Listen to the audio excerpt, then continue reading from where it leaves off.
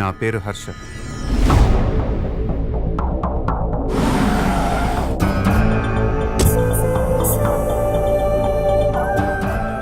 నా దగ్గర లేనిది లేదంటుంటారు, కానీ నాకు కావాల్సింది ఇంకేదో ఉంది. దానికోసం ఎంత దూరమైనా వెళ్ళాలనిపిస్తుంటుంది. ఊరిని దత్తత తీసుకోవటం అంటే జేబులో డబ్బులు తీసి రంగులు రోడ్లు వేసి వెళ్ళిపోతాను అనుకున్నారా?